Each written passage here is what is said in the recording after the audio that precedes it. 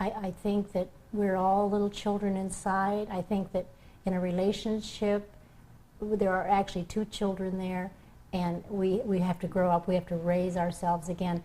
You know, when you get married, you come together in a partnership. You give birth to something. You know, you go through the stage where, you know, you're passionate and you're ravenous around one another, and you're so in love, and it's just so wonderful and everything. And then after that, you start calming down some. But during this time, you give birth to what I call a relationship. It's a child, really, in your midst. And that has to be nurtured and cared for and tended to regularly. And people don't do that. They starve this poor relationship child by ignoring it, by being careless with it, by handling it incorrectly, by not listening, by not honoring, by not just caring deeply enough for it to nurture it, to feed it, to love it, and to continue enjoy the growth of this wonderful third entity that you've brought about. It really is a lot like that. Relationship is a lot like it's a living entity in the room with you. There's an atmosphere around it, and I think that if people could just appreciate that and honor it. Honor the relationship, you know, and there's not enough of that going around, I don't think. No, there isn't, and often it's the relationship that is suffering when something comes up between us, some little thing. You did this or you did that, and we start to go back and forth. There's very little attention being given during that discussion to the relationship. In other words, the issue is what you did wrong. The issue is the problem at hand. And I'm dealing with you, I'm talking with you as though the issue is everything. But then there's the relationship. Sure. What is happening to the relationship as the result of how I'm talking to you right now? How our dialogue is going back and forth. How beating it up. Yeah, how we're listening to each other, how we're honoring each other, how we're responding to each other, the trust factor that is either being built or torn down, all these kinds of things. The relationship is sitting here, and it's being dramatically affected. And because it gets ignored over and over and over as these things are going on, it tends to deteriorate. And it gets more and more and more deteriorated, and we're not noticing that. We're just, I'm concerned about the fact that you don't listen to me. Right. I'm concerned about the fact that you throw your clothes all over the floor. I'm concerned about, that's what I'm focused on. Yeah. I'm not focused on the relationship. So at some point, even though the women we were talking about who were in my workshop last week, many of them are not used to sitting down with their partners and having discussions about the relationship. Just talking about it. Like you said, it's the third person here in the room. Let's talk about the relationship. How do you feel about it? Where's it going? Is it healthy? Is it healthy? Are we feeding it? Yeah, what can we do to nurture it? Just like your child, you know. We talk about our child who's growing up and going to school. Let's talk about the relationship. But they don't have that conversation. They never have the conversation. Many of them can't even remember the last time they had a conversation like that, and they believe that their partner will not agree to engage in a conversation like that at all. Yeah.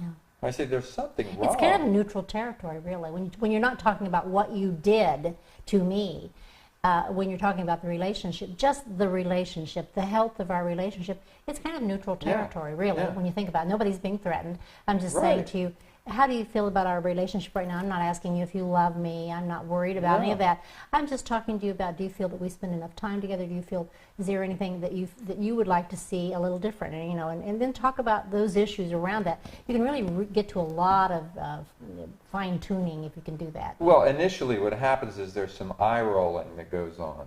In other words, there can be. Okay, so you are trying to approach me with this.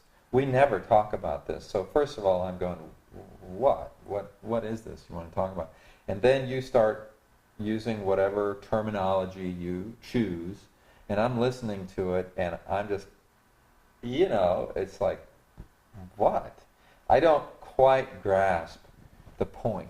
I don't quite, but it sounds like, you know, just some thing, maybe you read some book or whatever, and you putting some off on me. I don't know. Right. So then I give you sort of a negative reaction to it, and you pull back and say, well, I can't talk to him. I tried. Yeah. And somehow, and I guess that's what I was encouraging the women in the workshop to do, is to realize that until you are able to have these normal, regular conversations that both of us are engaged in, where we have discussions about the relationship itself, you just can't give up on it. One way or another, we got to seriously, I want to have a serious conversation about something because this is important to me, and I want you to take me seriously. And it's not a problem, but it's an opportunity that I want to talk about. Mm-hmm. And I like what you said about it sort of being the third party. It's like our baby. It's our baby. It is. We gave birth to this baby. Mm-hmm. Can't we talk about the baby? I mean, if we had a baby, we could talk about the baby. Why can't we talk about this baby? And however we do it, however awkward it may feel initially, to stay with that and stay with that and stay with that until we can talk about it. Because we were talking about earlier in this series about happiness and how with one person, okay, happiness. Well, let's look at that. I'm unhappy. Why? And you start to look and you see and you say, well, I would rather it be like this, and since it's not like this, then I can't be happy. Well, guess what? The relationship is one of those things that is important in terms of how we fixate on it. I'm happy, I'm unhappy. People get divorced. Why? Because I'm unhappy with the relationship. I'm unhappy with you. I'm unhappy with us together. So we're going to get a divorce. Well, long before the divorce happened, long before that, there's been all of these thoughts and all this inner dialogue about I'm not satisfied with this. Well, it's what is. I'm not satisfied with what is. I want something else. Well, what is the something else that you want? So in the Serenity Prayer, it says there's things that you can change and there's things that you can't change. And I think what happens sometimes is we tell ourselves that we can't change it because we try to change it and it didn't change. And therefore, we give up on it. Yeah. And first of all, to accept that the condition of our relationship right now is what it is, okay? So if your baby's ugly, ma'am, go ahead and admit it. You got an ugly baby. That's okay. You can be happy with an ugly baby. They're cute. But in their own way. But the baby is growing.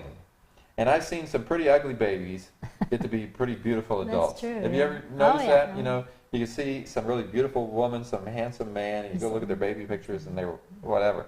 And you know that some of the cutest babies in the world grow up to be, would you say that Ron Howard today is a really handsome hunk of a guy? Well, I think he's kind of cute. Okay, all right. When he was a little Opie, he was, cute. I know. Did you see the Music Man? And he's, Gary, Indiana, and he's such a cute little kid. Well, look at him now. I mean, nothing against him or anything. But I mean, look how the guy's changed, all right? Now, and sometimes it's just the opposite. Sometimes it's just the opposite. So that's physical stuff. No. But now what we're talking about is the relationship itself. So if your baby's ugly right now, that doesn't mean it's going to be ugly in the future. But certainly, if you don't attend to it and nurture it and work with it, this baby. Pay attention to it. And pay attention and talk about it. That both parents have to be involved in parenting this child. Yeah. And if we can't have a conversation about it, and you get your feelings hurt because you try to have a conversation, and your partner rolled his eyeballs at you, and so now you're not going to have any more, and you're going to blame it on him because he's not open to having conversations about the baby. Yet, you're staying with them, and it's important to you.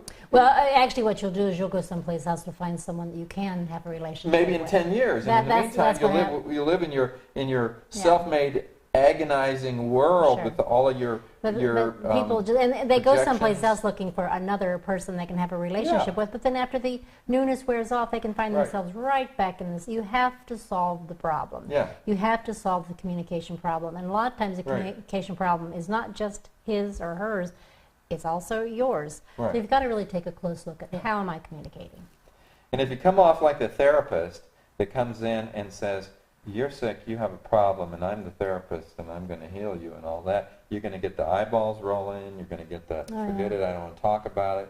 But if you can come in a little more as a coach, not a real obvious coach, like I'm going to coach you to get better, but basically that positive attitude that, that looks at we're going to really make this thing better.